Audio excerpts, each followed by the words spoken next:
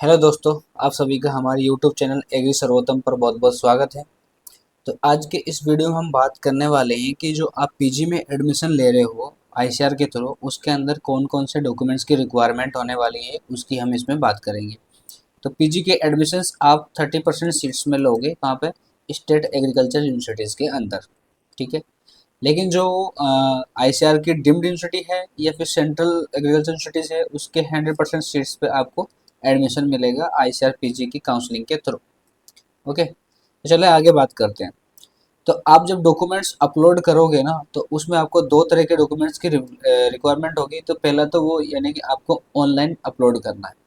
Online upload करने के बाद में आपको क्या होगा कि आपको एग्रीकल्चर यूनिवर्सिटीज पर्टिकुलर जो भी है वो अलॉट हो जाएगी। तो दूसरे नंबर पे आता है फिजिकल वेरिफिकेशन।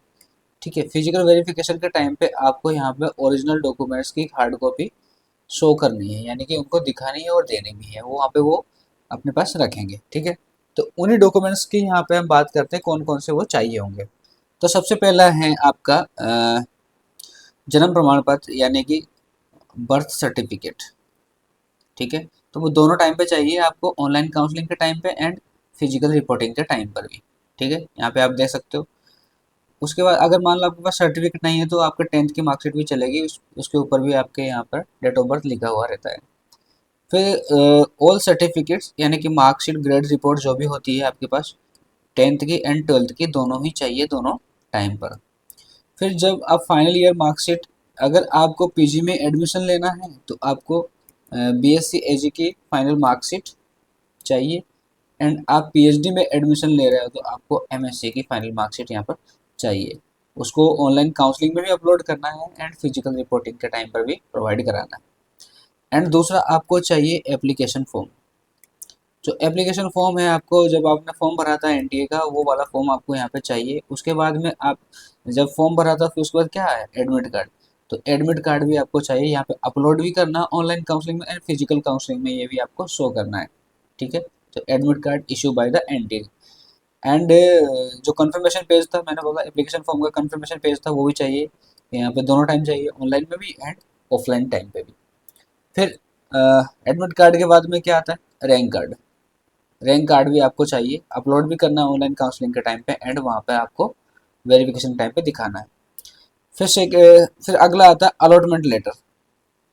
अलॉटमेंट लेटर आपको कोई भी यूनिवर्सिटी मिलेगी, वो अलॉटमेंट लेटर वो आपको ऑनलाइन अपलोड नहीं करना है, फिजिकल वेरिफिकेशन के टाइम पे वो आपको दिखाना है, वो आपको उसको प्रिंट निकाल के रख लेना है, ठीक है। अलॉटमेंट लेटर की बात हुई। फिर आता है प्रोविजन एडमिशन लेटर। अलॉटमेंट के बाद में आता है एडमिशन लेटर, उसको आप मेमो भी बोलते हैं बहुत सी जगह। वो आता है, ठीक है। तो वो आपको ऑनलाइन अपलोड नहीं करना है, फिजिकल वेरिफिकेशन के टाइम पे वो आपको चाहिए होगा, ठीक है। तो ये दो तरह के डॉक्यूमेंट्स होते हैं जो आपको ऑनलाइन अपलोड नहीं करने हैं, लेकिन फिजिकल वेरिफिकेशन के टाइम पे चाहिए होंगे।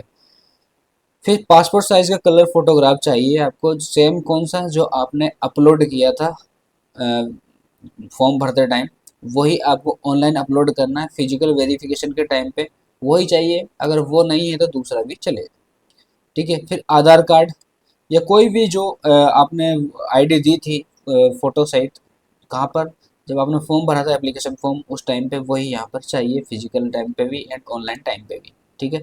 डोमिसाइल सर्टिफिकेट, आप कौन से स्टेट से हो वो डोमिसाइल सर्टिफिकेट भी चाहिए। करेक्टर सर्टिफिकेट जो आपका लास्ट इंस्टीट्यूट है वहाँ से मिलेगा, ठीक है, वो चाहिए। उसके बाद में अगर आपके पास में कोई कास्ट सर्टिफिकेट है, कोई पर्टिकुलर कास्ट से बिलोंग करते हो यानी कि ST SC OBC and EWS से आप बिलोंग करते हो तो वो सर्टिफिकेट भी चाहिए। एंड वो कौन सा चाहिए, 1 साल पुराना होना चाहिए, मतलब 1 साल से ज़्यादा पुराना नहीं होना चाहिए, ठीक है। ये किसके लिए, ओबीसी एंड ईडब्ल्यूएस यानी कि जिसमें एनसीएल बनता है, नॉन क्रिमिनल, उनके लिए ये है, ठीक है। तो ये आपको नया चाहिए। मेडिकल सर्टिफिकेट, मेडिकल सर्टिफिकेट आपको चाहिए। अगर कोई किसी के पास कोई पीडब्ल्यू कैंडिडेट है तो उसके लिए तो चाहिए चाहिए, लेकिन आप नॉर्मल कैंडिडेट है तो भी आपको मेडिकल सर्टिफिकेट चाहिए। कब कब, ऑनलाइन आपको अपलोड करना है, फिजिकल वेरिफिकेशन के टाइम पर भी चाहिए होगा। अगर आप कोई भी स्पॉन्सर कैंडिडेट्स हो, यानी कि आप एम्प्लॉय हो या इन सर्विस कैंडिडेट्स हो या फिर कोई एक्स आर्मी के बेटे बेटी हो या फिर कोई भी हो, तो आपको उसका सर्टिफिकेट भी चाहिए काउंसलिंग के टाइम पे भी एंड फिजिकल वेरिफिकेशन के टाइम पर भी। तो ये सारे के सारे डॉक्यूमेंट्स हैं वो आपको तैयार रखने हैं, ठीक है। ऐसा ना हो बाद में बोला कि सर हमने तो तैयार नहीं रखे थे, ठीक है। तो सबसे पहले आपको याद रखना क्या एप्लीकेशन फॉर्म आपके पास में होना चाहिए। फिर आपके पास 10th की मार्कशीट तो होगी, वही आपके क्या चलेगा, बर्थ सर्टिफिकेट के रूप में चलेगा। फिर 10th 12th की मार्कशीट, उसके बाद में फाइनल ईयर की मार्कशीट, आप यूजी में हो या पीजी में हो तो उसकी मार्कशीट पीडी, आप उसको पीडीसी भी चलेगी, प्रोविजनल डिग्री सर्टिफिकेट, वो भी चलेगा, ठीक है। और इसी के साथ में माइग्रेशन भी होता है, और उसी के साथ में वो सीसी कैरेक्टर सर्टिफिकेट, ठीक है। एडमिट कार्ड जो एनटीए ने आपको प्रोवाइड कराया था वो, कंफर्मेशन पेज यानी कि एप्लीकेशन फॉर्म, उसके बाद में आपका रैंक कार्ड, अलॉटमेंट लेटर जो आपको आईसीआर प्रोवाइड करवाएगा, एंड प्रोविजनल एडमिशन लेटर यानी कि मेमो जिसको बोलते हैं, वो आपको पर्टिकुलर यूनिवर्सिटी प्रोवाइड कराएगी। वो दोनों चाहिए, लेकिन वो ऑनलाइन अपलोड नहीं करने, वो आपको फिजिकल रिपोर्टिंग के टाइम पे चाहिए।